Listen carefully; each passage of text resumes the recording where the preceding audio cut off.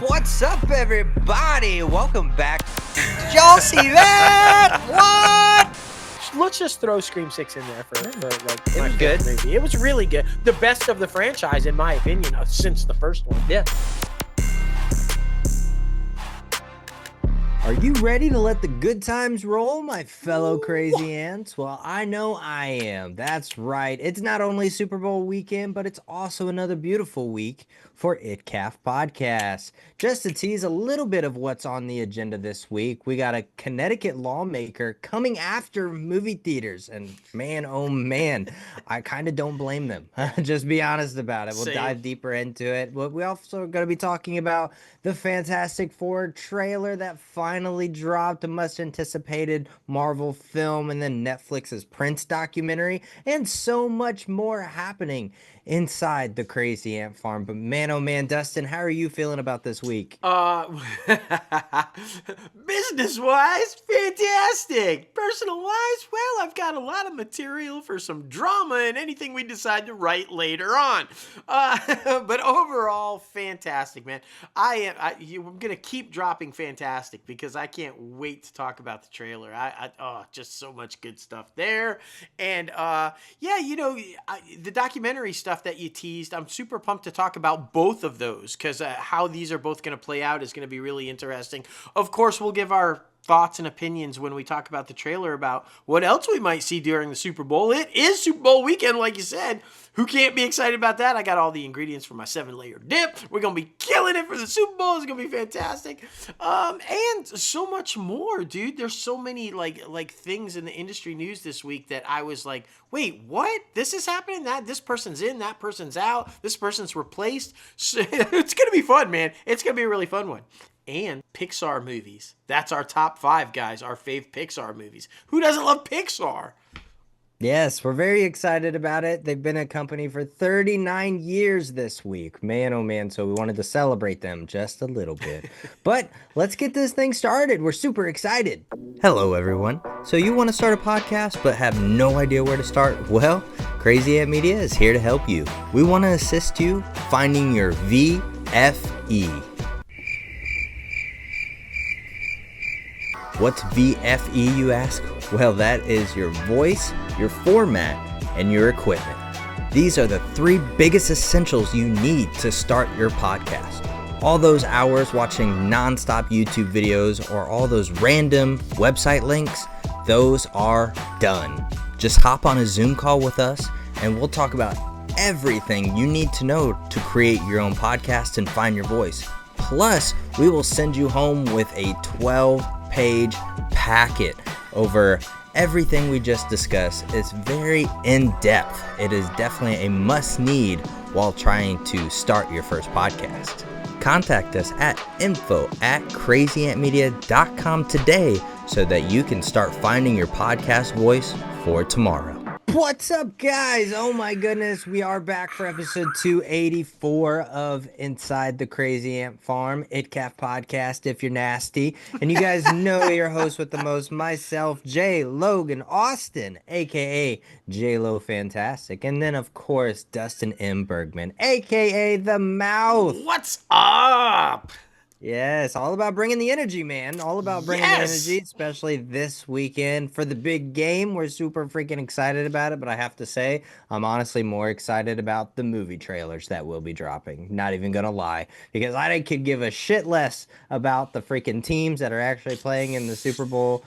I mean, the halftime show will be kind of cool, but I'm honestly just excited about the commercials and movie trailers. Oh, without doubt, because let's be honest about it. As a lifelong Cowboys fan, which all of our listeners know I am, you can hate, just hate, I know.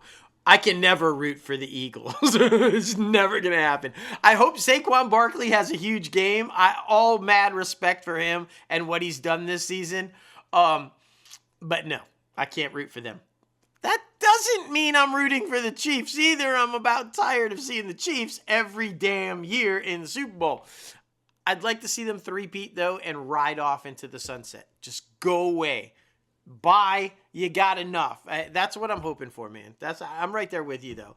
And, yeah, trailers, commercials, fun stuff. That's what I'm focused on. Exactly. The positivity is there, that's for sure. Yes. And before going into the rest of the show, of course, be sure to leave a rating on this podcast. Comment below and tell us what you actually think about this show. Leaving a rating on this podcast helps more people who enjoy entertainment news see this podcast, get introduced to the podcast. But we are also here to lend a helping hand for all of those trying to break into the entertainment industry as well. We try to be a one-stop shop, kind of like IMDb Pro for up-and-comers trying to break into the entertainment industry. So be sure to check this podcast out, comment below, recommend it to a friend, all the good things, man. Yes. We appreciate all of you out there who support us in any way possible. That's for sure. And then before we jump into the industry news this week, of course, be sure to head over to our website, www.crazyantmedia.com, where you can start rocking the latest and greatest Crazy Ant Media gear. We got the shirts, we got the hats, we got a little bit of something for a little bit of everyone. It's true. Valentine's Day is next week, so be sure to take advantage of that. Man, oh man, I absolutely love it. But we teased a little bit earlier, that's for sure, that a lawmaker in Connecticut is coming after movie theaters, and he's kind of got a point, not gonna lie. We've made a few rants on the show about trailer times, ad times, commercial times that happen before the actual film. Well, the proposed theater law is kind of interesting, that's for sure. And I mean, we think most moviegoers have thought about doing this at least once or twice, It's true. aka suing the theaters for this fucking time that you can't get back. Now, on January 21st, a state senator in Connecticut proposed a bill that would mandate cinemas to include the actual start time of the film in addition to the usual time that includes the pre-movie trailers. It should be noted that at least on the AMC app, it does tell you to please allow approximately about 20 extra minutes for the pre-shows and trailers before your actual film starts. Now, this lawmaker is coming to bat and saying that, it's taking away a lot of time away from the audience members. That it's basically the movie theaters lying to the theater goers as they are trying to go in and see their film. And we've made rants about this before, so I am all for it. At least let us know when it's going to start. I'm still going to be there way early. Yeah, I'm still yeah. going to watch all the ads, all the commercials, all the trailers. But for those people who are like the layman's people, the normal people, as we call you out there, they want to know when their show starts. That is for sure, because they could give a shit less about trailers. Maybe they do. Maybe they come early and, uh, they stay that 20 minutes to try to get the ball going. But some people, they just want to watch the film. And I don't blame them. So I think, why not? Why not just tell the people when the show is actually going to start? I mean, there's reasonings behind this, and we all know what it is, right? It's money. They are showing 20 minutes worth of previews and trailers so that people will buy shit at the concession stand. That is legit what it is, and that's fine. Here's the thing I have though. I bet the majority of the people. Now, I will say I'm one of those people that's like, we don't need 20 or 30 minutes of trailers. Give us, the trailers that are relevant to the movie that we're about to see. Same genre, same studio, whatever. We don't need 30 minutes of them or 20 minutes of them. So we can cut it back. But I'm not necessarily opposed to it because the same people that are complaining about this are the same people that if they were just coming to see the movie and there wasn't 20 or 30 minutes worth of trailers, these are the people that would be walking in late, walking in front of you once the movie is started. Because most of the people that are complaining about this are walking in front of me with the trailers going on and trying to find a seat, and they're messing up and they're, oh, sorry, ooh, sorry. And they're doing not. If there were no trailers, they'd be doing that shit during the movie. So I'm just like, I'm fine with it. Just, we don't need 20 minutes worth of trailers. That's my beef. And I'm right there. I think AMC doing that on the app is great. That's perfect. Let's say, here's the showtime, add 20 minutes. Boom. Here's when it actually starts. Although, I guess that's a disclaimer. All the theaters should put it on their apps. But do we really need it? In fact, one judge that he's already got this lawsuit in front of said, Really? Because we've all kind of just become accustomed to knowing it's going to be a 20-minute wait before the movie starts. So he doesn't really think the lawsuit's relevant.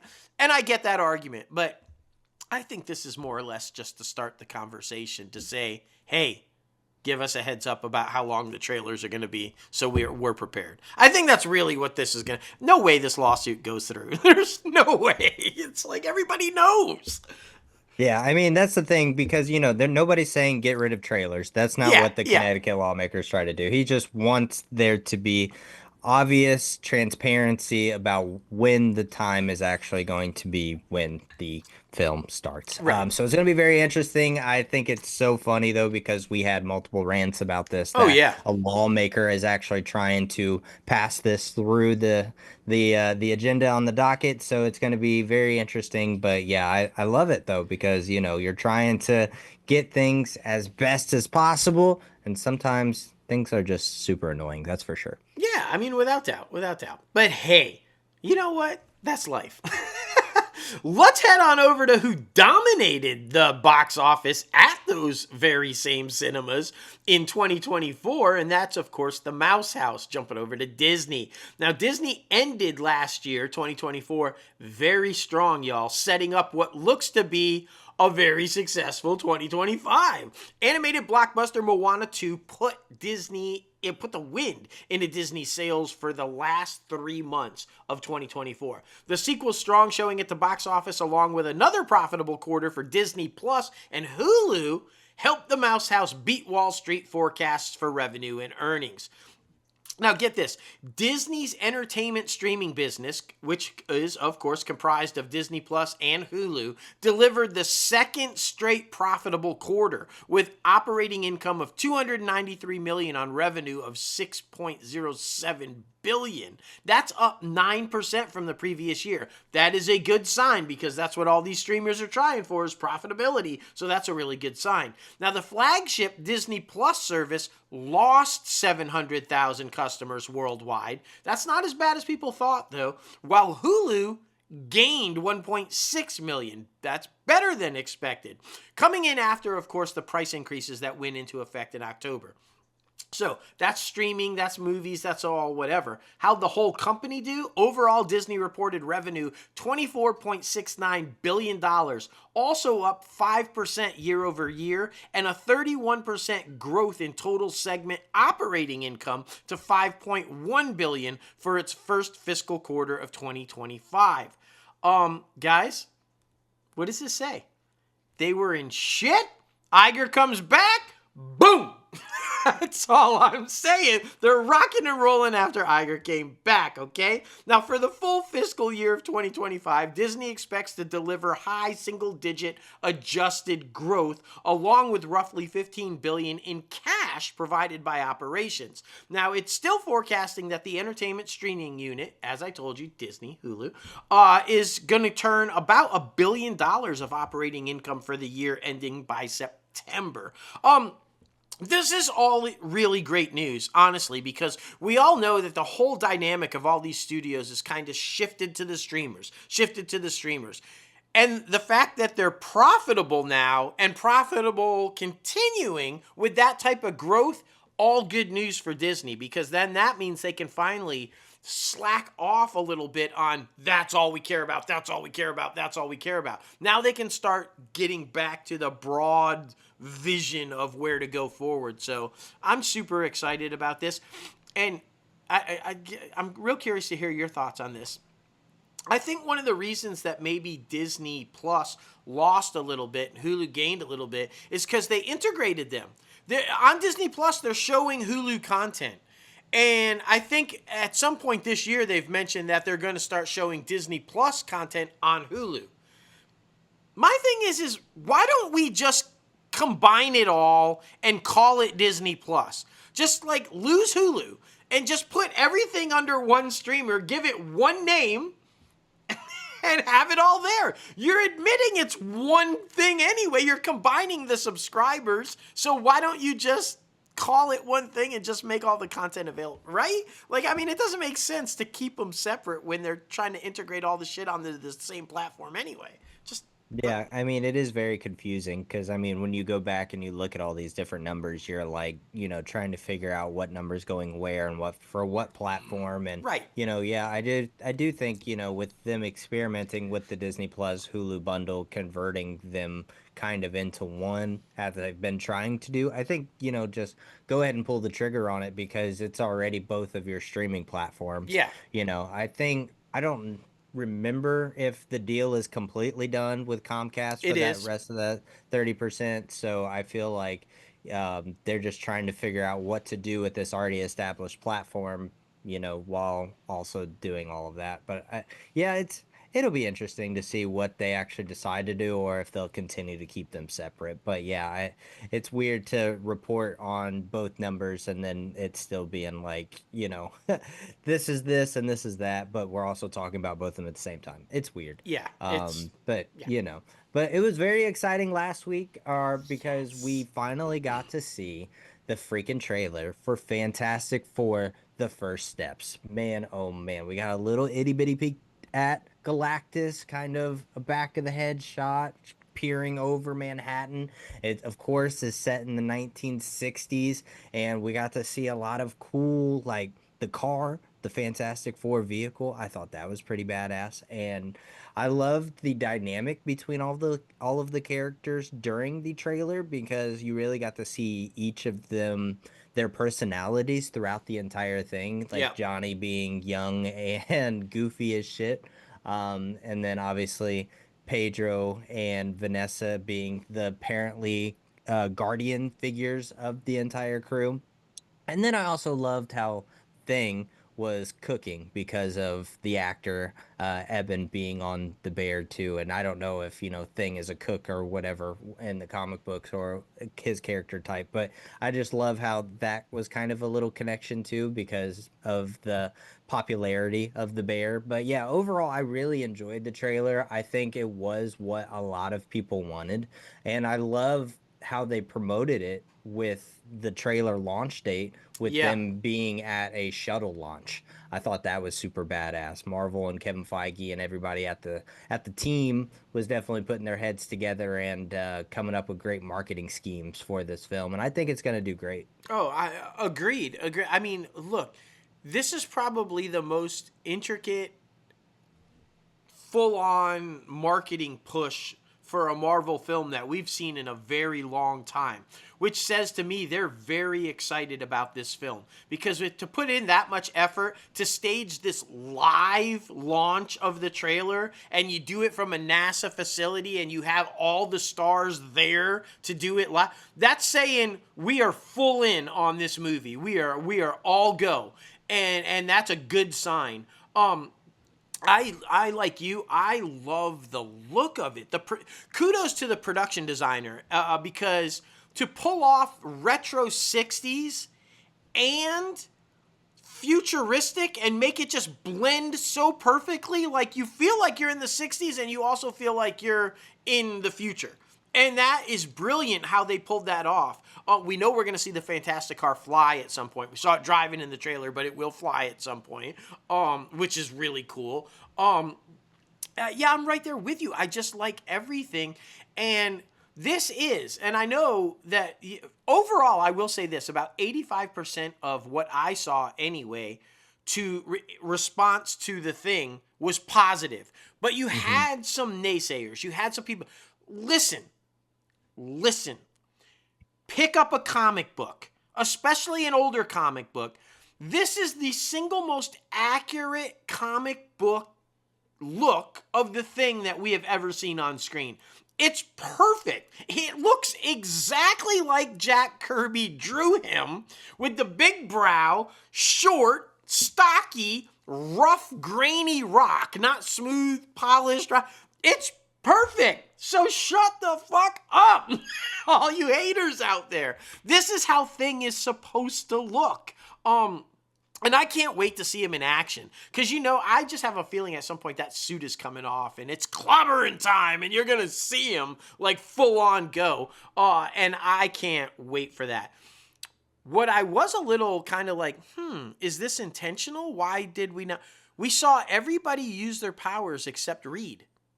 Mhm. Why didn't we see Reed stretch? What's up with that? Why didn't we get a little glimpse of that? We also did not see a couple of other things. We did not see either of the Silver Surfers. We know both are in there. And we also did not see the kids. We know that Frankie is definitely in it. I don't know if the daughter is too, but we know that Frankie is in it. Franklin. But he's called Frankie, guys. We know he's in it. So, I mean, Vanessa Kirby has hinted over and over and over again that she is a mom in the movie. So I don't know if she was supposed to, but she has. And so we know Franklin is in it. We didn't get to see him either. So this was a beautiful tease and didn't give away too much, which I love. That's what you should do on a first trailer, right? You don't want the whole movie spoiled for you. Just enough of Galactus to get you excited. You see how big he is, and all. Woo! I'm so in on this, man. Yeah, with all the lore behind the characters in the comic books, I feel like you can't give too much away, that's for sure. I mean, Yeah. we've done multiple iterations of Fantastic Four before in the past. So I feel like even though they're introducing these new concepts that we haven't seen before, they have to do them sparingly to where like it's not too much too quick and it just falls into a file or a fireball of flame. So we want to make sure everything is executed properly, and I think that's what everybody at the Marvel team is doing. And yeah, I'm glad I picked this one on my You box did. office draft. I'm very excited about it. So it's going to be very cool, and I love the first trailer.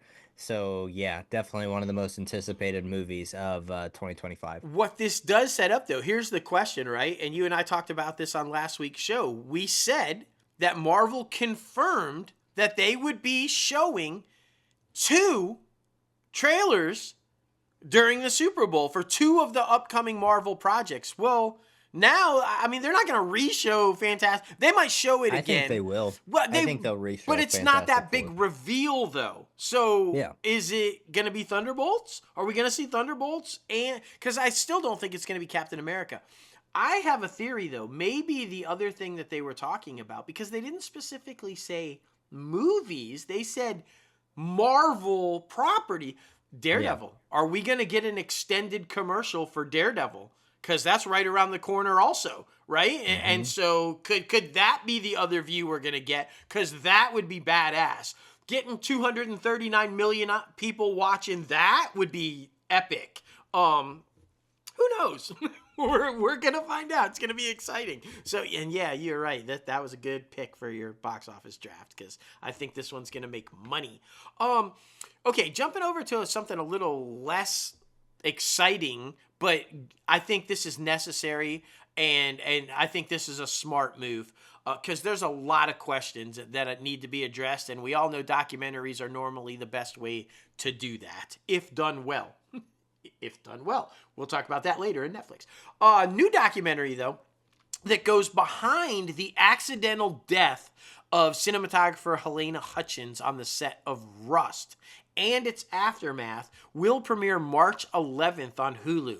Last Take, Rust and the Story of Helena is going to be directed and produced by Rachel Mason from Story Syndicate, Anonymous Content, and Concordia Studio. Listen, Mason was a friend of Hutchins, and the doc is set to include firsthand accounts of the events. The documentary is also set to examine the day of the 2021 shooting when Alec Baldwin's prop gun fired a live bullet on set, as well as subsequent media attention, lawsuits, criminal trials, and investigations into the on-set safety protocols. So they're diving all in, and I think this is necessary because these conversations need to continue to happen to prevent these type tragedies in the future. I think this is a smart move. I think Disney, kudos to them for having the courage to do it because this could have been controversial and maybe you don't want to touch it, but they're going for it, and I think it's a smart move, and I can't wait to watch it. I'm really excited to see how they kind of put it together and tell this story of what happened. Yeah, most definitely. I mean, we always say the best form of education is through entertainment, and especially for aspiring filmmakers out there, or armorers, or producers, or anybody who wants to be behind the scenes, this is a great example to keep on top of, to learn from, to make sure you don't do something wrong in your future film projects. I Yeah. think that's very important. So I think this is a great but tragic lesson in the Mm. entertainment industry for the up and comers who are going to break into it. That is for sure. But Hulu is also doing some other interesting things. Yeah. Bringing big shows that were very popular more than 2 decades ago back to the limelight. And I'm talking about Buffy the Vampire Slayer. Absolutely wild. If you guys didn't know, the original had a 7 season run. And of course, it was a supernatural drama, and it's eyeing a revival with a new chapter in the franchise. Now, a follow up series is nearing a pilot order at Hulu, but the only thing everybody wanted to know is Sarah Michelle Gellar coming back? And yes, she is. She is going to come back and stab some vampires in the heart with a iron spike. Of course, she's going to be playing Buffy Summers, the iconic freaking character from her past. It is unclear yet, though, whether other original cast members are going to be coming back to this one, but hopefully, fingers crossed, and people are saying likely, potentially, maybe. Of course, things are being kept under wraps. But of course, Oscar winner Chloe Zhao, a self professed lifelong Buffy fan, is actually set to direct the pilot, written by Nora and Lilia Zuckerman. Now, the reboot hails from 20th century or 20th television and Disney sibling Searchlight TV, where Zhao has been under a first look deal. Hmm. Now, the reboot team is starting a writer's room soon, and a sign that Hulu and the studios have high expectation for this project moving forward. They think they're going to get a lot of original cast members back, and you're going to get a lot of new great people coming on the set of this bad boy. So I think it's a win-win. I've kind of gone away from being disappointed with reboots and revisions and things like that because they're obviously not going anywhere for the foreseeable future. Yeah. So I'm looking at this as a positive thing so that people who are huge, massive fans of the original series can come back to this one and be excited about it. I think what changed my mind was probably my whole Dexter phase that I am going through right now because of it coming back and then the prequel and all of the things. So I've kind of tried to lean more into reboots and revisions, even though when they don't need to happen. Yeah, and I don't even want to call this one a reboot because everything that I'm hearing about what it's set to be, it's a revival. It's a like, where is she now, right? That's not a reboot. You're not starting all over telling a different story. You're like reviving the show and showing us where she's at now. I'm all in on the revivals, like with Cobra Kai and all that. I'm okay if you're going to bring back a show and show us where they are. Like 20 years later, where's Buffy? What's she doing? How's everything throwing down? Where's Angel? How's everybody involved, right? So I'm fine with those. This one caught everybody kind of off guard when this was announced, though, because pretty much for the whole 20 years, Sarah Michelle Gellar said she ain't doing it. She doesn't want to come back to it. She thought it was perfect the way it was and didn't want to ruin it by coming back and doing it and maybe tarnishing what they had created. And then all of a sudden, big U-turn. Wait a minute, I'll do it. But she says, I guess she's seen how some of these other shows have revived successfully and how they approached it. And that kind of got her warm again to coming back to it. So I'm sure she's in the Dexter prequel, yeah, original and she sin, referenced so that. Yep. I'm sure she's seeing a lot of the excitement from that. So it makes sense. It makes sense. The biggest question we have is, will our buddy, our friend, our former guest, Danny Strong, be back? Right? I'm hoping yes, because he was a blast on Buffy. And if he's For not sure. back, I'm going to be upset. I'm just saying. I know he's a new dad. I know they're focused on the little baby girl and everything. But come on, Danny. We need you on Buffy, Right. man. We need you on Buffy. Speaking of another thing I'm kind of excited about, although I have predicted I think this one could potentially be it, we're jumping on over to Fox, and The Cleaning Lady and Alert Missing Persons Unit are both back for their 4th and 3rd seasons respectively on March 25th with an uninterrupted season-long run. I love this. That's good news because one of the problems with both of these shows is they'd show 3 episodes and then you'd have to wait a month and a half for another one, and then blah, blah, blah. So they're coming back. They're going to do their entire run uninterrupted. Week, finale, which I love. I'm super pumped about that. The Cleaning Lady is set to debut at 8 p.m. on March 25th, followed, of course, by Alert Missing Persons Unit at 9 p.m. Now, I know what you're thinking, but wait a minute. My new favorite show, Doc, is there. What's going to happen? Don't worry. Doc, which currently sits at that slot, will have already wrapped up its 10-episode initial first season run. You're fine. It's not going anywhere. It's just finished until season 2. So don't chill. Don't panic. It's all good. It's fine. I really am excited about this, though. And if it is the final season of The Cleaning Lady, I'm glad it's going to be an uninterrupted, just give it all to us, finalize it, wrap it up, move on. Because I'm a huge fan of the show, and I think what they were able to try to do in the wake of their star's death, they're doing the best they can. And I think that, I'm hoping for the best for this season. I really am. Oh, for sure, man. Completely agree. Well, we're gonna hop over to Warner Brothers real quick. And man, oh man, they obviously historic studio, one of the most historic of all time. And they have a whole bunch of content that they just don't know what to do with. So over the years, Warner Brothers has tried to monetize its catalog of older films through different subscription services, of course. Now, Warner Brothers Entertainment has quietly taken a new approach to bringing its content actually to YouTube to farm its film catalog to the digital ad revenue.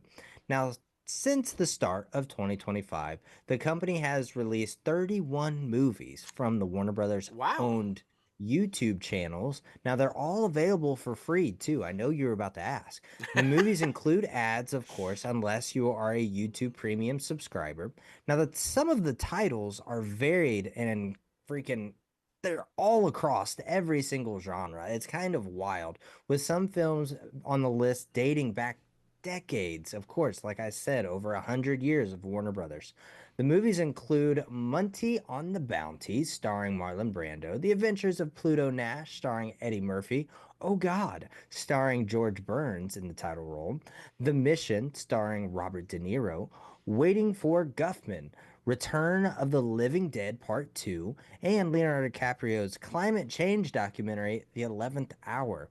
Now, the most viewed movie of the batch is Mr. Nice Guy. Of course, this is the 1997 action comedy starring Jackie Chan, which has more than 16 million views since Warner Brothers released it on January 1st.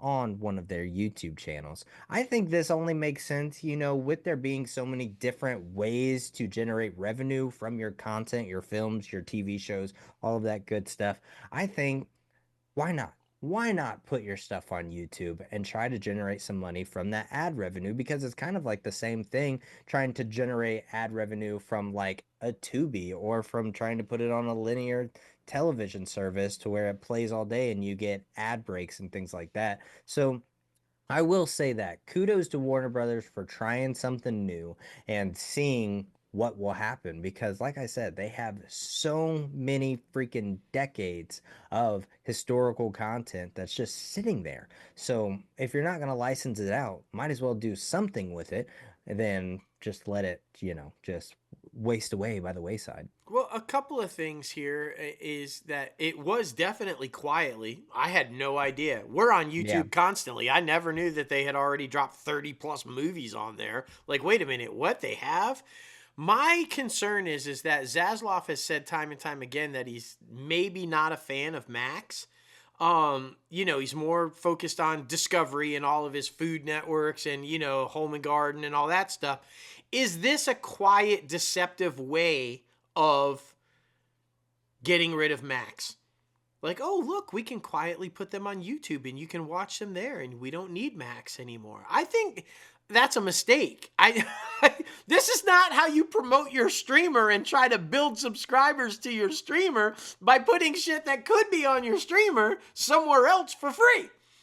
I'm just saying, maybe you include a link to Max to sign up for Max in one of the ads that you're watching on YouTube for free.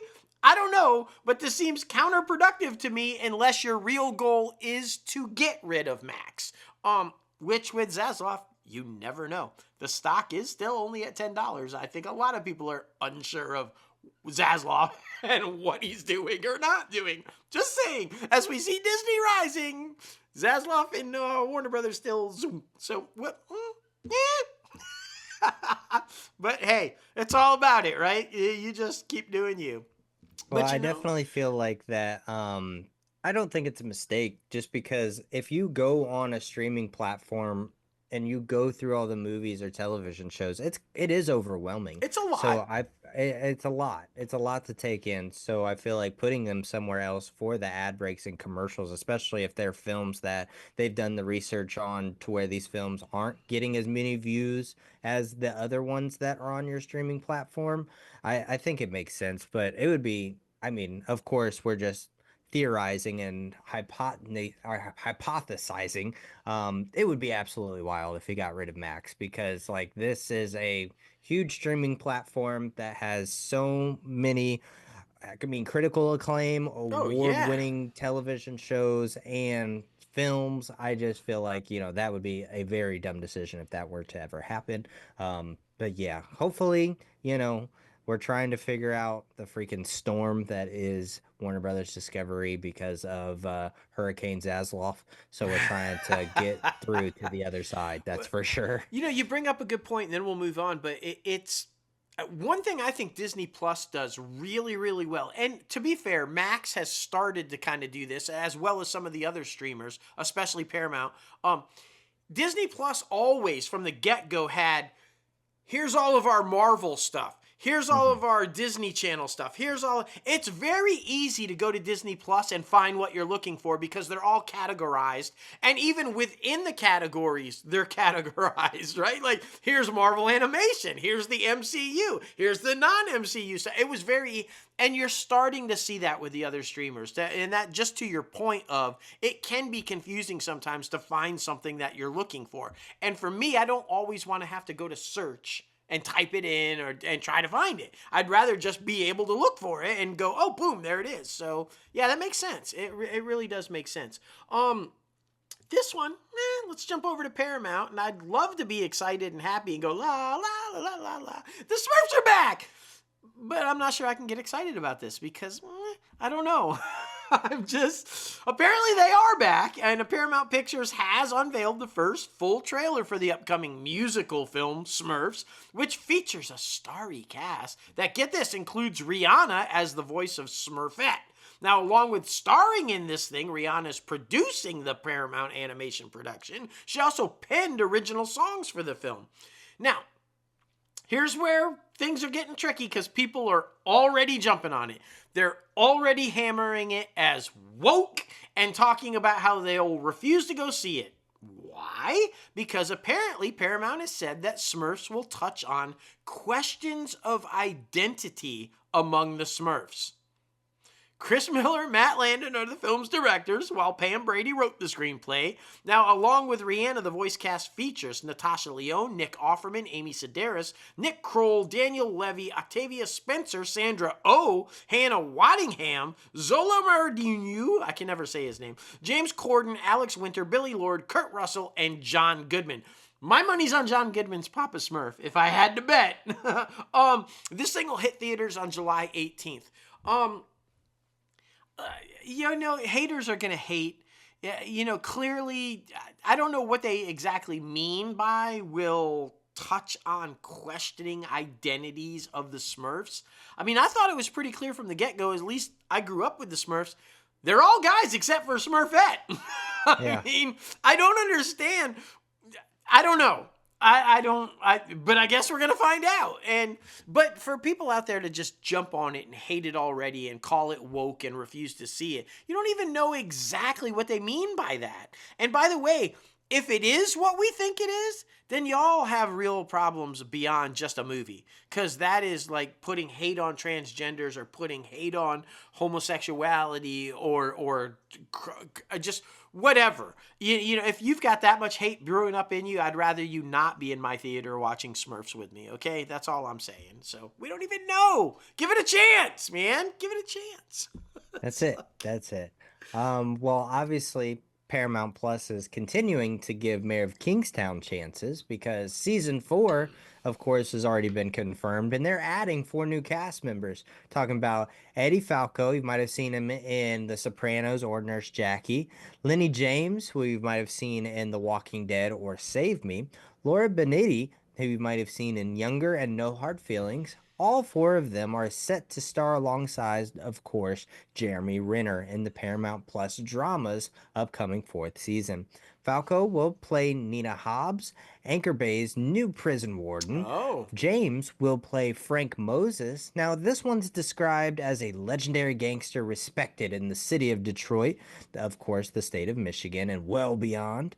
And Mintani will play Cindy Stevens, a new correctional officer recruited to Kingstown.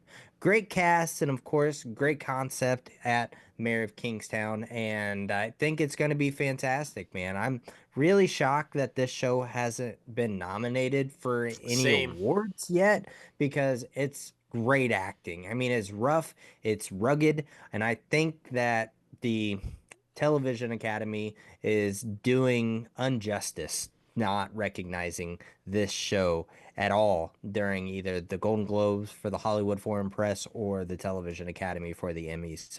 It definitely deserves more recognition.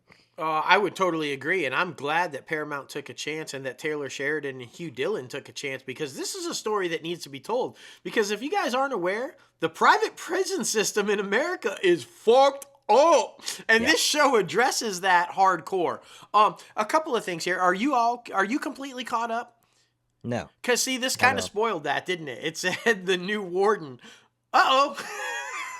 Spoiler alert, something happens to the warden. But I'm curious because and then also is Bunny gonna get some competition because we got a new gangster coming in, and Bunny is he gonna try to trample on Bunny's turf? So I'm excited about this though, and I'm right there with you. I think this thing deserves more recognition. I mean, Renner should be nominated for Emmys all the time for this show. He's just killing it. Agreed. Like, I don't even understand. All right. Let's jump on over to NBC Universal, and we all know right now everything on Universal, all they're talking about all the time is the 50th anniversary of Saturday Night Live. Rightfully so. I mean, it's an impressive milestone, and pretty much everybody on an NBC Universal property ends up on Saturday Night Live at some point, so this only makes sense.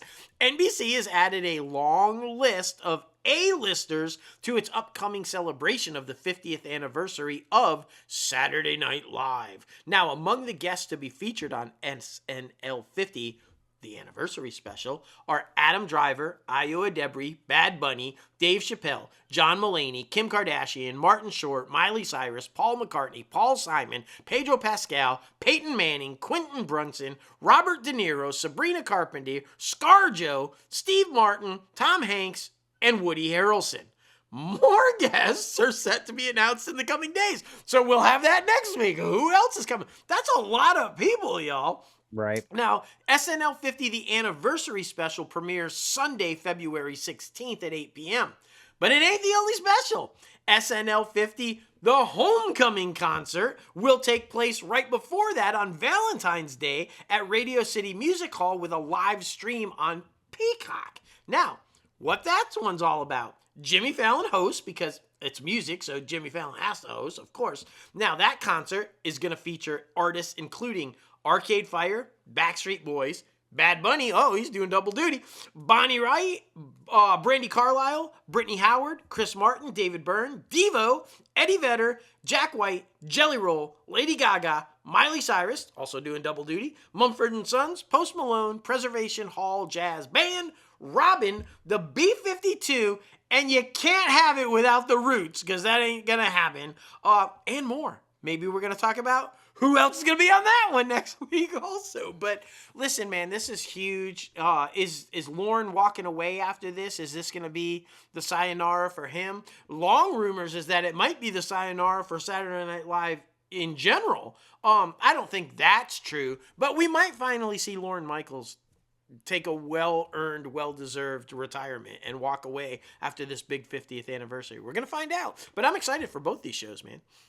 Yeah, most definitely. Because, I mean, he is 80 years old. Exactly. So, yeah. like, he deserves it if he decides to walk away, that's for sure. But, I mean, it only makes sense because I feel like what he has been able to do and what SNL has been able to do for comedians, actors, for day players, for basically anyone who ever wanted to just have an idea about something funny and bring it to life.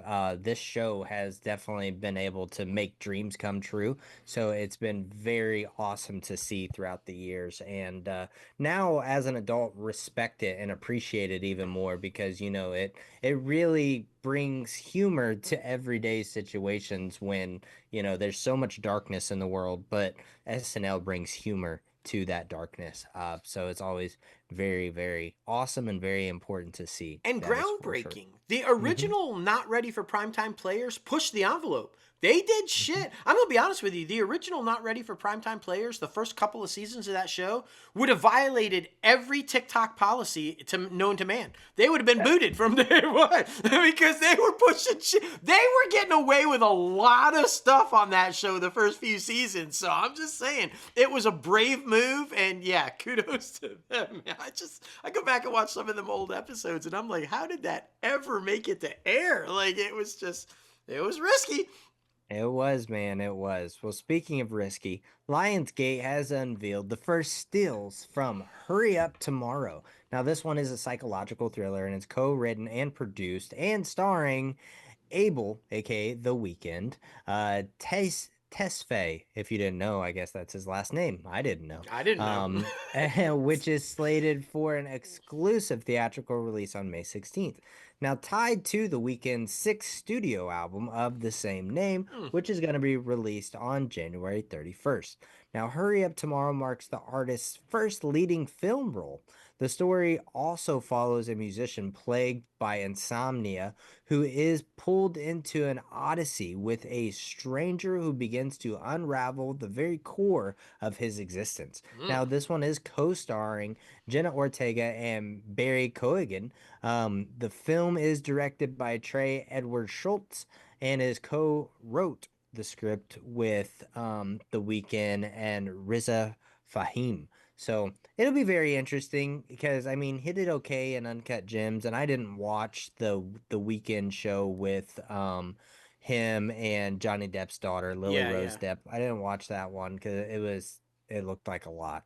But, I think he is desperately in the need to win back the public's fair and affection.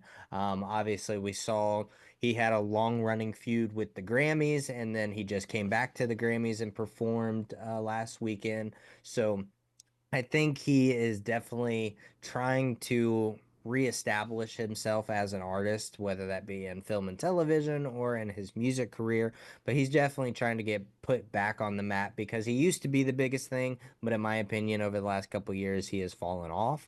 So I think what he's trying to do here is just put his stamp back on the world. That's for sure. I would agree, and normally I would not be too excited about this, but apparently somebody involved with this project was smart enough to put Jenna Ortega in it. Yeah. So it will get eyes on it because she's currently a major it girl in Hollywood and she's a phenomenal actress. So whoever is involved behind this, not just The Weeknd, somebody was smart enough to make that move. And so I'll give it a shot. I'll watch anything she's in. I think she's brilliant. So we'll see.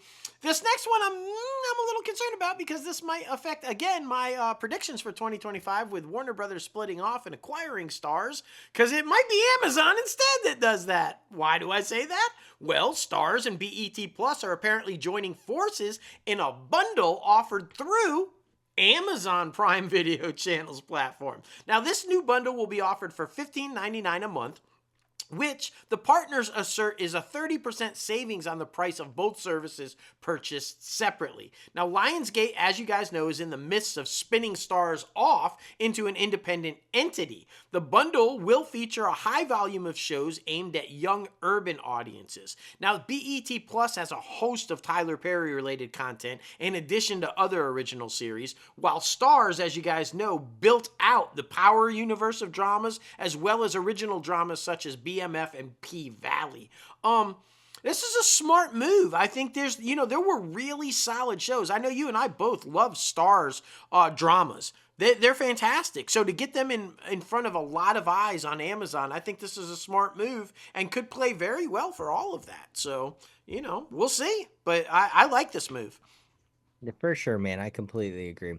Well, we're heading over to Amazon MGM Studios, where they are ramping up pre-production for another Will Ferrell comedy, with sources saying that Zac Efron is now starring alongside of him. Now, the new comedy follows a young convict, of course, who's going to be played by Zac Efron, fresh out of prison, who takes a reality TV courtroom hostage, blaming the megalomaniac TV judge, who is played by Farrell, for the past ruling that the convict feels ruined his life. Now, Nicholas Stoller is directing from his own script. Now, Farrell and Stoller are coming off the successful teaming up of the Amazon MGM's You're Cordially Invited, in which Reese Witherspoon starred alongside Farrell. So it looks like he's got a new home at Amazon MGM, that's for sure. But you had mixed feelings about that one with Reese and Farrell. I did. I thought, it wasn't horrible. It just wasn't great. I thought it was a little pushed, like too much, trying too hard kind of a thing, which I didn't think was necessary. So if we're going to get that same type vibe from Stoller again, then I might just skip this one, which right. is sad, but but I gave the first one a shot and I just didn't, I felt like it had potential. It just, they tried to spoon feed you too much, and I'd rather have just not had it be that way, but we'll see. But you're right. It appears definitely that Will Ferrell has a new home. So, and that's good, because he's a funny guy and he's creative. Let's jump on over to Netflix and talk about a series of really talented guys, but apparently there's a lot going on. We talked about this film, Animals, way back because the juicy news was, oh, look, Ben and Matt are reteaming, and Ben's ex-wife Jennifer is going to join the trio, and everybody was excited, and they were like, ooh, how's that going to work? This is going to be really good. He's going to direct his ex, and Well, apparently none of that is happening now, y'all. We don't have to worry about how it's all going to work. It ain't. Ben Affleck is now set to star in the upcoming Netflix thriller Animals, which he's also, of course, directing. Why? Well, because his longtime buddy, friend, Matt Damon, was originally, as I just said, slated to lead the film, but he had to depart due to scheduling conflicts. Now, normally that's kind of an excuse to just find a way to get out of a movie you don't really want to be in, but this one is real, y'all. Apparently, Christopher Nolan's upcoming epic, The Odyssey, it's set to start right before. Animals is aiming to begin production in Los Angeles in April, while Odyssey is set to start in February. So no way Damon, because he's a big part of no way he can get out of it. It wasn't just a little guest role. It wasn't a quick, he's a full-on cast member in that movie, and there's no way that is ever going to happen. So this is legit scheduling conflicts. But there's more going on. Also, right? I mentioned it, but we're going to tell you. And we haven't confirmed this, but apparently it is really true. Jennifer Garner won't be joining it either anymore. Why do we say that? Because apparently they've announced that Gillian Anderson, Scully from The X-Files, will be starring opposite Affleck instead of Jennifer Garner. We don't know. We don't know why. There's been no mention of her ever dropping out of the film. Was this recent when she found out that Ben would now be starring in it also, and she'd be opposite? I don't know. We have no idea. But what we do know is Ben is now starring in it as well as directing it. Matt is out. Gillian Anderson is in. We don't know why Jennifer is out. That's everything we know. We also know this. Our former ITCAF guest and Oscar-winning screenwriter of Captain Phillips in the Hunger Games, Billy Ray himself, is apparently penning this bad boy with Cameron McIntyre. Now, the crime thriller reportedly follows a mayoral candidate whose child is kidnapped. Though Damon won't appear in Animals, he's not fully gone from this thing. He's apparently remaining on the project as an executive producer with Affleck through their company Artist Equity. Additional casting for Animals will be announced in the coming weeks. So I'm still really excited about this movie, though. I like Affleck as a director. So anything he's ever directed has always been good. And Gillian Anderson's phenomenal. So, I'm in. Yeah. I mean, the only thing I could think of about Jennifer Garner is, I mean, that story that we reported last week with her being attached to that Peacock series. So, I mean, who knows? Because she is very in demand and trying to get her career back to the top where it's well deserved. So, we're hoping for the best, but I'm hoping for the best for this film as well because I like what Ben and Matt are doing with their Yes. Artist Equity production banner. It is very freaking different. It's out there. It's so different from any of the other uh, film projects that we have seen before. So I think it's going to be freaking awesome. That's Yes. for sure. Well, Netflix didn't mean to cause us any pain, but I feel like They did. Purple Rain, Purple Rain. Yes.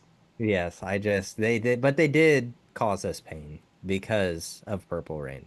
Because they canceled the release of what was supposed to be a six-part documentary about Prince, and it was directed by Ezra Edelman. Representatives for the late artist's estate previously claimed that the first cut of the film was filled with dramatic, factorial inaccuracies and sensationalized renderings of certain events from his life, according to sources close to the situation. Now, this week, the Prince estate and Netflix came up with a mutual agreement that will allow the estate to develop and produce a new documentary featuring exclusive content from the Prince archive. And as a result, the Netflix documentary will not be released. So, I'm betting that the Prince estate is going to go shoot their own documentary and then they're going to try to come back to Netflix and sell it to them.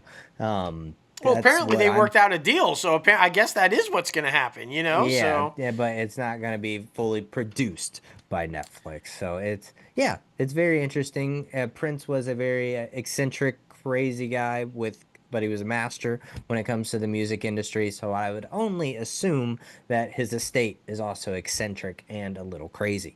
But aren't we all a little crazy? I We're all a little mean, crazy. yeah, because when the elevator brings us down, baby, you got to be crazy. Listen, though, I'm pumped about this and I'm glad that they're not going to move forward with something that would trash Prince, which apparently the estate thought this thing did, because I'm a huge fan of Prince, and he was a musical genius.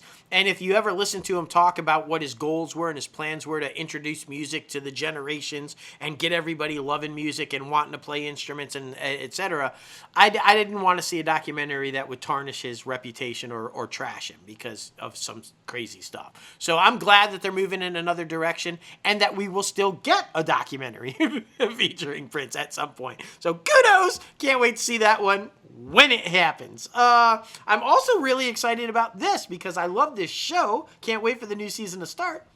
And I love this actress who apparently is now going to be a part of one of my favorite shows. Constance Zimmer has been tapped for a major role in the upcoming fourth season of Netflix's popular legal drama, Lincoln Lawyer. Now, appearing in all 10 episodes, Zimmer will play Dana Berg, a character from the sixth book in the Lincoln Lawyer series by Michael Connelly, The Law of Innocence, on which this upcoming season is going to be based. Now, the storyline was teed up at the end of the season 3 finale. Spoiler alerts, when Mickey Holler was pulled over and arrested when the body of a client was found in the trunk of his car. Now, the new season will see Mickey defending himself as he goes on trial for murder. He will face off with the prosecutor on the case, Dana Berg, played by Zimmer, who has ties to his first ex-wife, Maggie, which, of course, is played by the lovely and talented Neve Campbell, who is now coming back as a series regular for the upcoming season.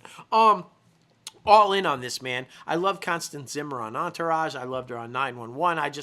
Everything I've ever seen her in, she's always been just really great. And I think she's going to kill it on here. And yeah, I'm excited for the new season, man. Mickey defended himself. Of course he's going to defend himself. Ain't nobody good enough. He's got to do it himself. So this is going to be interesting, though. They've been hinting at this woman this other prosecutor that Maggie had been having problems with, and they were just, I'm wondering if this is the one that they've been hinting at for the first 3 seasons. It's going to be interesting.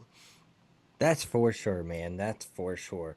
Well, the following story is freaking awesome to hear about. That's for sure. Because the WWE is probably the most popular that it's ever been in its lifetime, I should say. And professional wrestling, I should say, is probably the most popular that it's ever been. And they are touting a successful Royal Rumble after setting an all-time viewership record for that event. Now, I know a lot of you are wondering, why are we talking about the Royal Rumble for Netflix? Well, they were able to send it out through the airwaves internationally for Netflix viewers. And of course, here domestically, we watched it on Peacock. Yes. Well, the event was nearly up 16% domestically on Peacock and even higher globally on Netflix compared to last year. This is the first year that the Royal Rumble was streamed on Netflix following WWE's 10-year deal with the streamer. Now, which also includes the rights to Monday Night Raw, which has been very successful for the streamer so far. Netflix has now become the home for all of WWE's shows and specials outside of the US, including other weekly shows like SmackDown and NXT. Now, on the heels of the Royal Rumble, WWE also announced Monday the launch of WWE Evolve. Now, a new showcase of in-ring action, and it will feature new wrestling prospects. Now, the goal is to use this as a springboard for new talent on NXT, which is basically their up-and-coming show anyway. And eventually on SmackDown and Raw and all of the other events that they have going on throughout the year. But this is very exciting because, as we've talked about the last couple of years with all their stuff being on Peacock and now it going over to Netflix, it's huge, man. It is absolutely huge, and they're creating something that Vince couldn't do. So kudos to Triple H and the whole executive team there. I think they're taking it bigger and better than what the McMahon family had in store for it when they were under that regime. So it's awesome to see, man. It's awesome to see.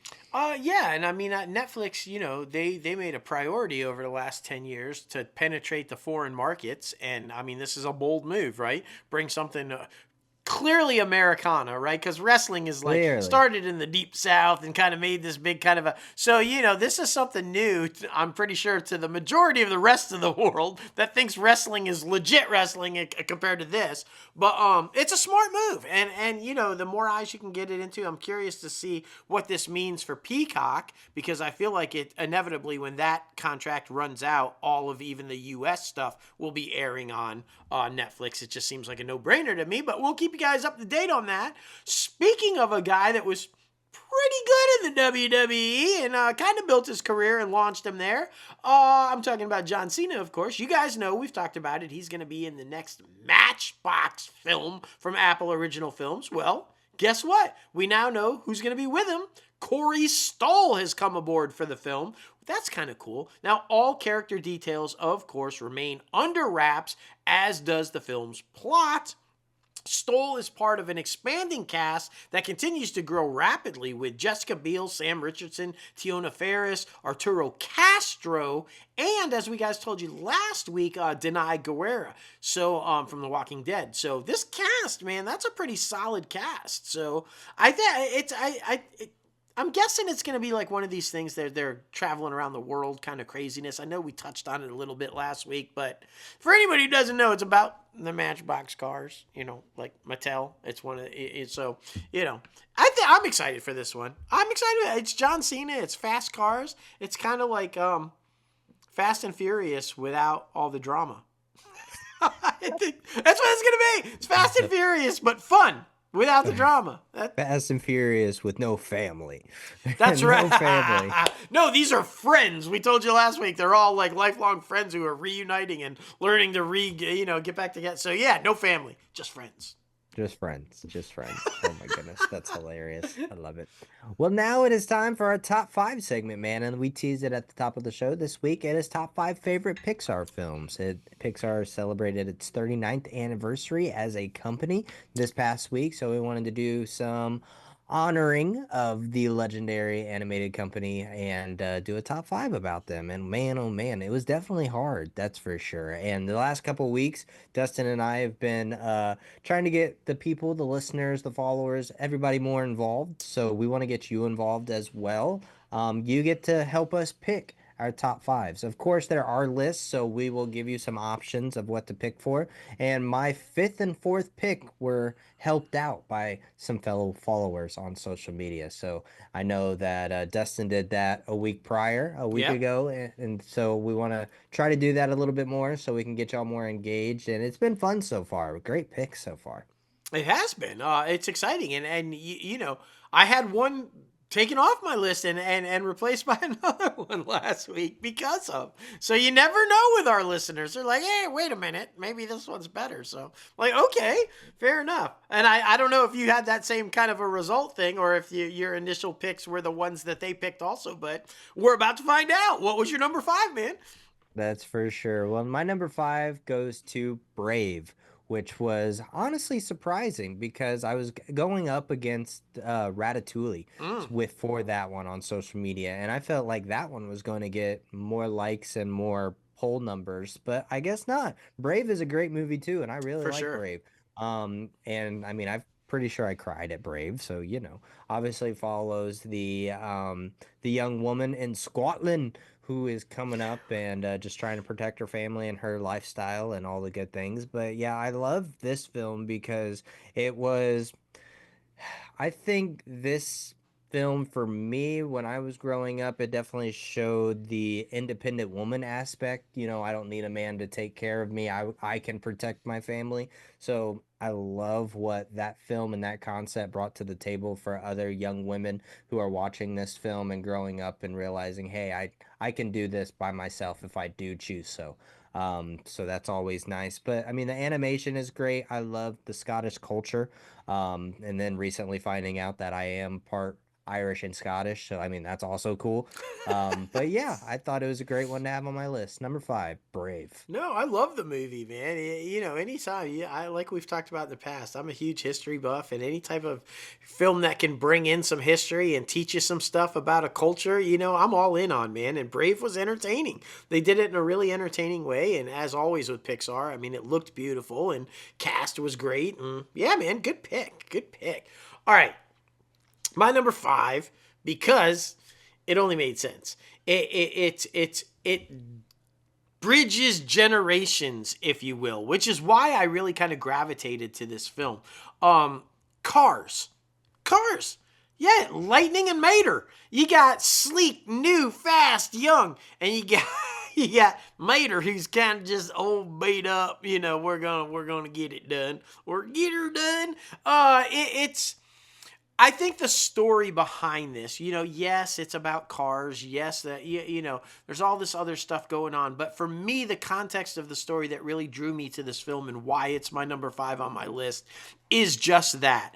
The relationship between two identities that are so drastically different and yet exactly the same. They find that common ground, they find that friendship, they find that ability to be each other's person to get through things, and for me, that's what really drove me to this film. Is it exciting? Yes. Yeah, there's cameos out the butt with all the different cars, y'all. It's like pretty much you name them in Hollywood at that point. They were in this film.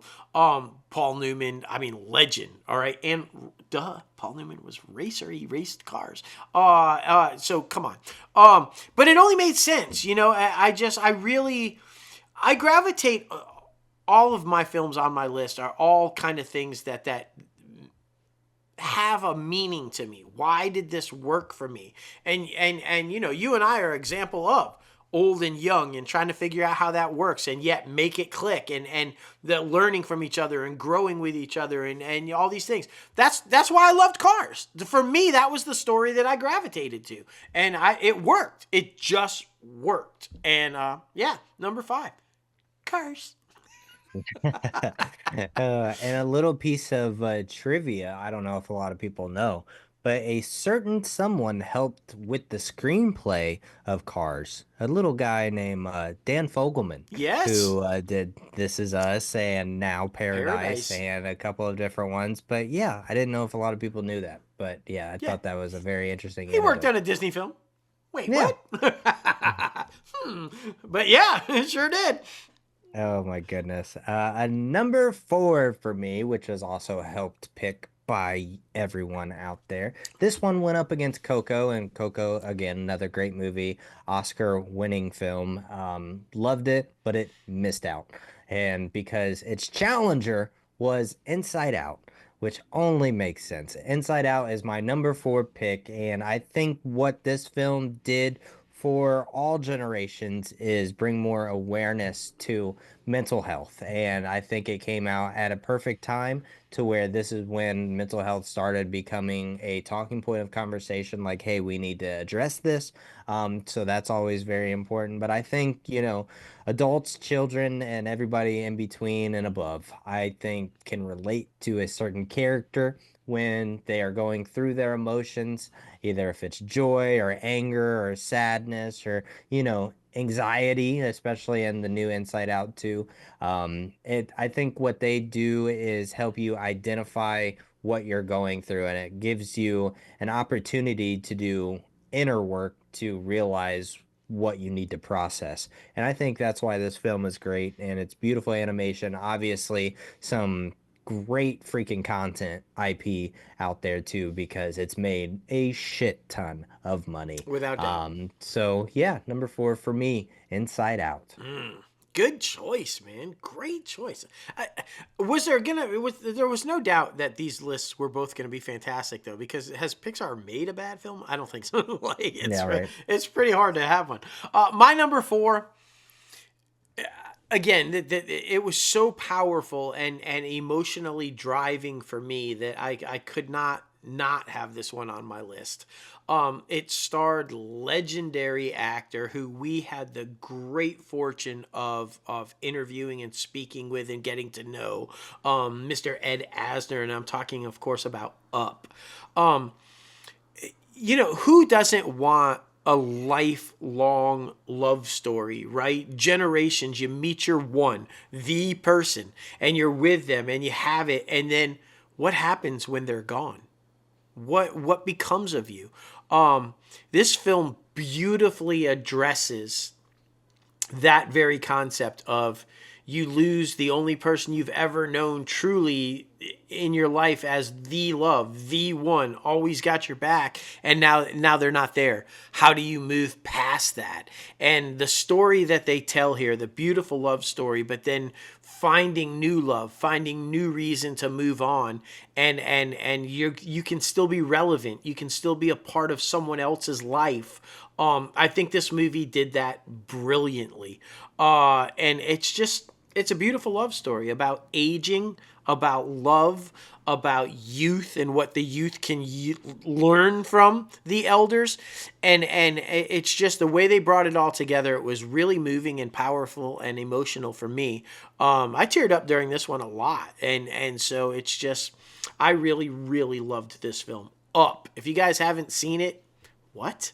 First of all, it's an amazing film, but if you're looking at, how to pull it all together, why you should listen to your elders and respect your elders and learn from them, and just the values and the concepts that you can bring to life because of them and their love stories and what they've been through, this is the film for you. Up, my number 4. Great pick, man. Great pick.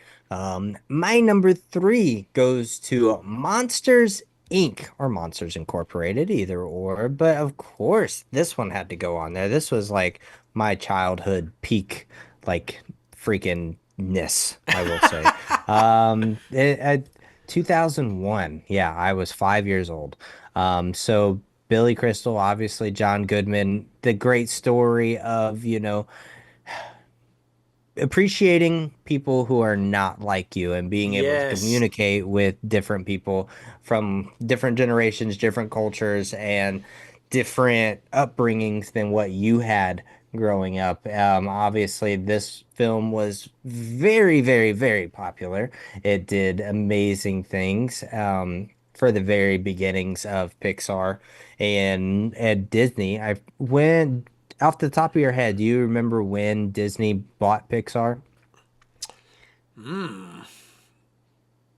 So for anybody out there, Disney had a distribution deal with Pixar before they ended up buying it. So they were distributing Pixar films, and then that deal was done, and Pixar was actually shopping other studios to get a distribution deal again. And Iger stepped in and said, why would we allow it, first of all, to go anywhere else? And second of all, why are we only distributing when we could own this bad boy? So I don't remember the exact year, but that's how it went down. He kind of approached Jobs and said, hey, we have this great relationship. We have this great partnership. Let's go beyond what we're doing right now and just bring you into the fold. And that's how that kind of went down. And it was real close to when Jobs died. So it was right around that time. Yeah, I was just wondering because didn't know if it was under the actual Disney regime or just still a distribution. But yes, 2001, great film, and honestly, I hope they do another one. I know they did a second one a couple years back, probably closer to 5 to 7 years back Yeah. now. But this is another historical IP that I think should continue going. I mean, if Toy Story is continuing to go, why couldn't Monsters Inc. continue to go? I feel like that's so fun. But yeah, number three for me, Monsters Inc., one of my favorites of all time. Oh, nice. Yeah, yeah, yeah. And I mean, come on, man. The chemistry between John Goodman and Billy Crystal just slayed. That was perfect casting. I mean, to pull Yeah. off what they pulled off was just brilliant. My number three is the OG. The one that launched it all, the one that brought Pixar into pop culture and made it a household name. And I'm, of course, talking about Toy Story. Woody and Buzz, man. Woody and Buzz. I love this film. First of all, I was really young when this film came out. Shocker, y'all. That's how long Pixar's been around. And wow, yeah. Well, I think I was like 24, 25 when this bad boy came Yeah, out. 95. Yeah, so 25. Just mind blowing to me. But I love this story, and I even more so, I have even more appreciation for this story now because basically this whole story is kind of addressing growing up, right? And becoming an adult and what you have to sacrifice when you do that. And the real story behind it is, and this is why I appreciate it even more now because of things I've been going through with my own journey, is holding on to your inner child. There's nothing wrong with holding on to your inner child. You need that child, that youth, that exuberance to function as a successful adult. And that inner child, that kid is going to get you through a lot. And Andy, that's what it's all about. Andy and his toys, it's a full exploration of a child being forced to grow up, but not wanting to abandon his friends, his toys, who he is, what makes him who he is. And how can you not love a story like that? And then, of course, the personalities of the toys, right? I mean, the whole full on, old school Woody and new age Buzz and everything in between and how it all goes down and if you. I mean, I feel like because of the year that was released and the people that were involved behind the scenes in making that film, all those toys were things that just were part of my childhood. The little green army soldiers and all. I mean, I just, come on, man. Cowboys and Indians and all the things that they show and highlight throughout Toy Story. Just, it was epic. It was epic when it came out. I loved every second of it, and I love it even more now. And like you said, they're just continuing to tell that story. And I feel like there's still more story to tell there. They could probably even come back again if they wanted to. That story's not over yet, and I Well, just yeah, love it. remember Toy Story 5 is already Yeah, in development. yeah. So there's more coming, more of Andy's life and how that's gonna play out. So I had to put this one for all those reasons. It's OG. Really, I don't think we'd have all the Pixar movies that we have if this one failed. Which no way it was gonna fail. And yeah, just for everything that this thing stands for, man. And go if you haven't. Reclaim that inner child. Play with some fucking toys, y'all. Got my toys everywhere. I love it. Just do it. My number 3, Toy Story. For sure, man, for sure. Well, number two for both of us, I mean, this only makes sense. We're super big into superheroes and we love the entire cast of this one. And I think, I remember this being my brother's first movie that he saw in the theaters. I'm talking about The Incredibles. And of Yes, course, it's kind of like, you know, Fantastic Four a little a bit. little bit. And I just, it brings reality. It brings these superhero films like down to reality, I want to say. Just because, everybody is so likable, but also not likable at the same time, going through their own shit. And it just shows you, even though you have this honor, this prestigiousness, things could still be going on in your everyday life and things happen because you're human. And I think that's what I loved about this film. It really showed the humanity of people who we put up on pedestals, even as a society, we basically, like I said, put people up on a pedestal, worship them, actors, celebrities, sports players, but they are also people just going through normal everyday shit, and I think that's what this film described perfectly. So yeah, Um, that's why I love it. well, let me tell you what this film captured, and I hope that Feige and the gang paid attention and watched this film numerous times because this film captures what I think, at least based on that initial trailer that we saw, Fantastic Four will finally get right. This film is a story about a family. Mm-hmm. It is literally that is the it's not a superhero story. It's a story about a family that are happen to be superheroes. This is about a husband and wife trying to figure it out, stuck in a job they hate, trying to raise kids. One of them's going through an identity crisis because she's at that age and she's trying to figure it out. One of them is just batshit crazy who wants all the attention. Is just like kind of this is what everyday families go through. And that's what this film was about. And it's all about learning to be a family unit and how to function together and how to learn from each other and grow. And what I really like about it is, like you just said, they're flawed. All families are. We all have things that just maybe ain't great, but you love them anyway and you learn to deal with it. And that's what this film does so beautifully. And that's why I was drawn to it so much. Hell yeah, it's superheroes. Yeah, they have cool powers. Edna Mode was badass. She's awesome. But for me, it brought it back to the context of what it's all about. Family. This is a family driven film with a family unit that the story is focused on. And for me, that's a win-win all the way around. And I'll be honest, when I was telling people what our category was, this is the one everybody thought was going to be my number one. It was a no-brainer. It's like, oh no, he loves family, he loves superheroes, he's a geek. It's going to definitely be Incredibles. Nope. But it could have been my number one. And so yeah, I'm glad you put it as your number two also. It's an amazing film. The sequel was amazing. I'm hoping that a third one comes out. There's more story to tell there with that family too. So let's see it. And yeah, I'm glad this is in the Disney fold because, like I said, I think that Marvel and all the gang there can learn from this film. They really can. This is what will make Fantastic Four successful. That's all I'm saying. For sure, man, for sure. Well, my number one goes back to another one of the classics, one of the first ones. I think it was actually the second one after Toy Story that kicked off Pixar, and I'm talking about Finding Nemo. Mm. Man, oh man, this is so freaking good. We watched it again the other night. We do Rewind Fridays where we go back and watch films that we absolutely love. Just throw it on in the background and remember why we love these films. But we put on Finding Nemo, and it reestablished faith that even if you think nobody is in your corner, there's always going to be somebody in your corner. Yeah. No matter, if you get yourself into shit, somebody's going to help you try to get yourself out of sticky situations. And obviously, the cast is amazing. The technology was amazing for that time. They did amazing with Finding Dory as well.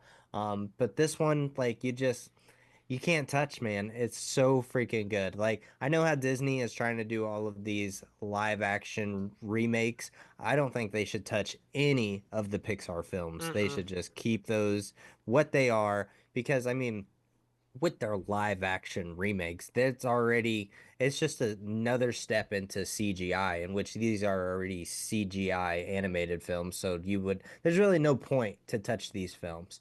But yeah, man, Finding Nemo, my brother used to go to bed to that every single night. So there for a while, I did have that memorized because we shared a room when we were younger. But yeah, it's one of those though that if it's on, I gotta watch it. It's such a classic. But yeah, number one for me, Finding Nemo. So good, man. So good. Man, yeah, it brings back a lot of memories, and what a phenomenal, just everything about it, the messaging, everything. I'm right there with you. My number one, and I think that I was heavily drawn to this as my number one, because of lately all the stuff that we've been doing with mental health and the focus on just life. And this film is exactly that. It's all about life. My number one is Soul.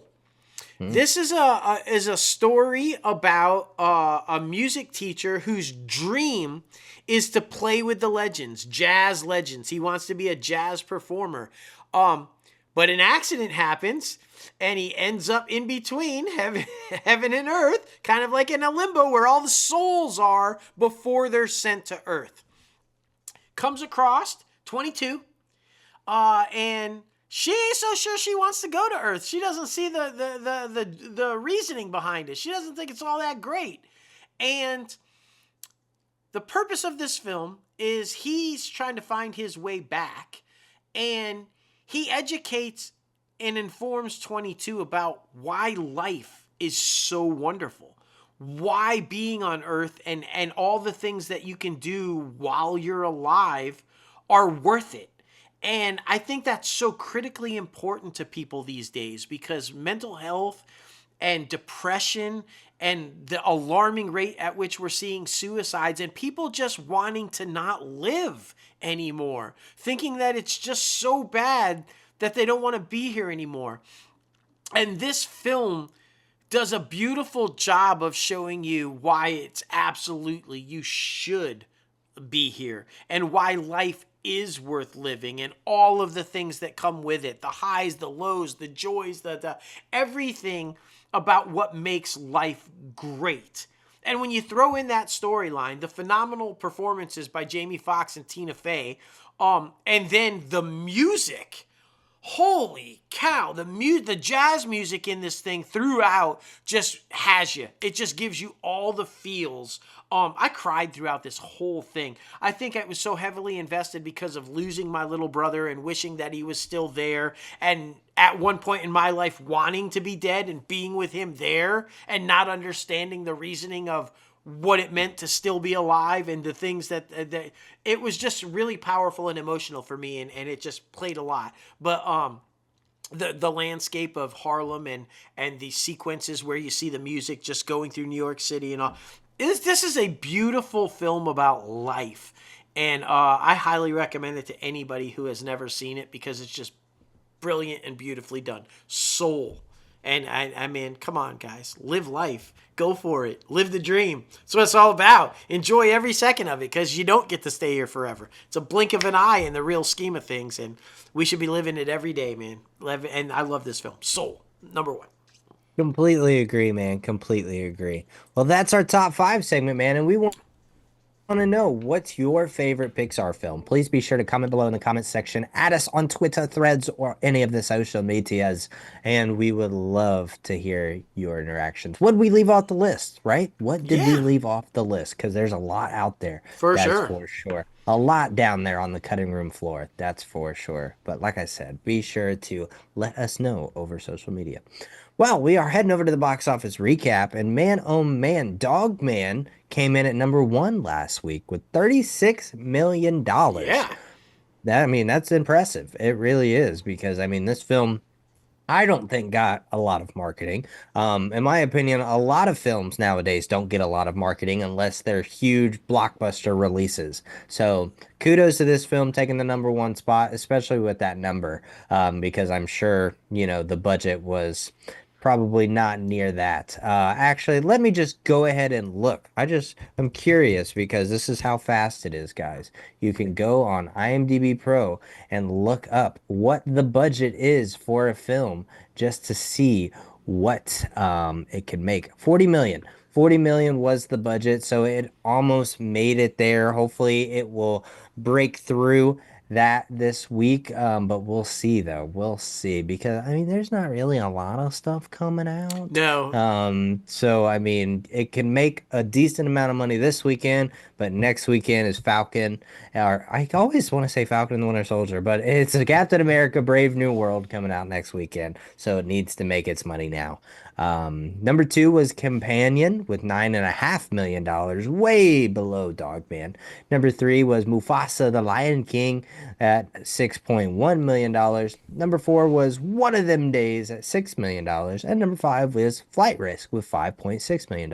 I'm honestly surprised that film is still doing as well as it Yeah. has been because a lot of people have been hitting on it hardcore and knocking it. I mean, Yeah. it's fun and it's entertaining, but it's not a good movie, but it's fun and entertaining. I would agree with you. It's if you're a fan of that '70s show, it's basically Eric Foreman who turned to a life of crime. This Yeah, is what would basically. happen if Eric Foreman had turned to a life of crime. That's all I kept thinking the entire film. I mean, Yeah. his performance is great, and Mark Wahlberg plays a great fucking psycho. But Yeah. it's yeah, Yeah. yeah, yeah. Yeah. Well, new movies coming out in select theaters near you. Bring Them Down, Hard Eyes, Love Hurts, Dark Nuns, A Night's War. I know nothing about any of those. Love Hurts is really the only one. Well, and that's not true. Heart Eyes is with your boy there from I can never say his name, but he was in the Eternals and like all kind the Indian guy there. Um, Oh, Camille yeah, Nanjiani or yeah, whatever. yeah. I Yeah. think or it's no, no, it's the one from Loki and Oh, okay. yeah, you know who I'm talking about, and Mm-hmm. Indiana Jones and Goonies and Yeah. that guy. But Key I couldn't tell Hon you, or I couldn't something. tell you what it's about if my life depended. And the other one is Love Hurts. That's with Olivia Holt. Mm. So that's why I know that one. But here's the unfortunate thing for all these movies. This is a horrible weekend because, like you said, next weekend is when it rock and rolls. But this weekend is Super Bowl weekend, and nobody fucking goes to the movies on Super Bowl weekend. Yeah. So it's gonna be hard for these movies to make any money this weekend. That's not a new thing. That's always been the case. Like people just don't go see movies on Super Bowl weekend. So good luck to all of them. That's all Yeah, I'm saying. exactly, exactly. I'm ready for the theaters to start getting the ball rolling because it's been a kind of a slow January heading into February. And on my 2025 predictions, I said it was going to be the biggest year at the box office, at least in the past decade. Well, So we need hopefully, some things to start going. hopefully Cap kicks it off. I'm thinking it will. I'm thinking Cap will kick it off. I think so too. I think so too. But movies you can still go see, still in theaters right here, right now, in select theaters near you. Den of Thieves 2, A Complete Unknown, Moana 2, Sonic the Hedgehog 3, and Presents. And then, of course, ending and rounding out our show with the IMDb Pros Top Trending segment. The top trending movie is still Nosferatu, which is freaking awesome. Yep. Top trending show is The Night Agent, and top trending star is Britt Lower or Lauer, whatever her name is. Let's see. What has Britt done? We want to know. Isn't she in Let's. Severance? I think maybe. Potentially, that would make sense because Severance is freaking huge right now. I Yeah, feel yeah. like everyone is talking about it. Yes, Severance. This is another show. This is our next Hacks, apparently, where we just Apparently. haven't jumped on yet. And once we do, it's probably going to be freaking amazing. Um, but And yeah, yeah, no, there I it was gonna is. say Nosferatu. As we talked about, freaky sex. Yeah, It's why for sure. everybody's still talking about. Wasn't even in the top five anymore, box office, but freaky sex. That's Yeah. people I talk about liked it. it. I liked it. A lot of people hated on it, but I mean, it's not a bad film. It's not Lighthouse. Yeah, Like, and yeah. this is the same filmmaker who did Lighthouse. But I mean, I enjoyed it. I didn't think it was that bad, No. but yeah, a lot of people hated it.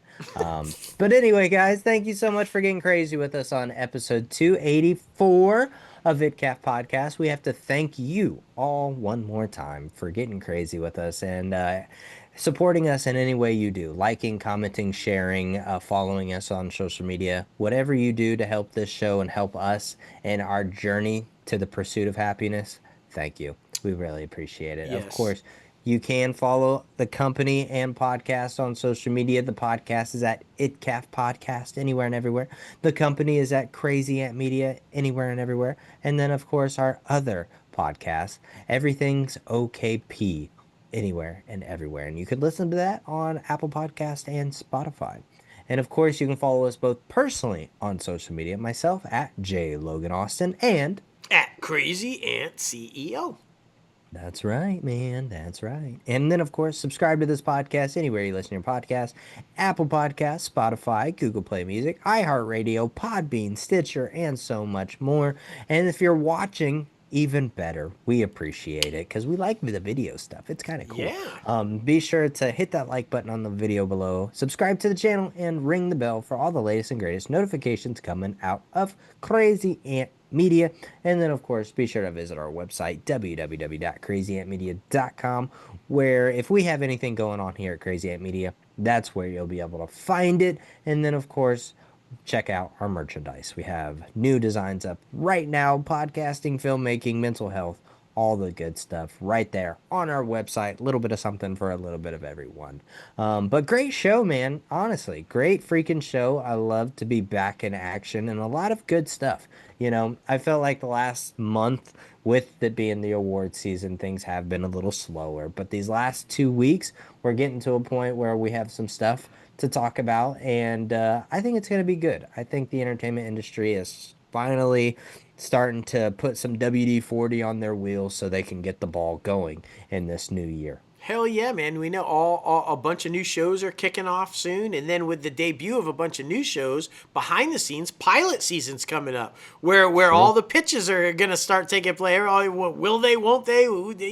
So we got that. So yeah, there's going to be a lot of industry news coming up. This is the time of year now where everything's over and we start ramping up. We get back into it. So it's going to be fun, man. This was a fun one. And I'm so excited about what Disney's got going on. And I'm so excited about Netflix. They seem to be rocking and rolling again and getting some stuff in gear. And yeah, man, just really exciting.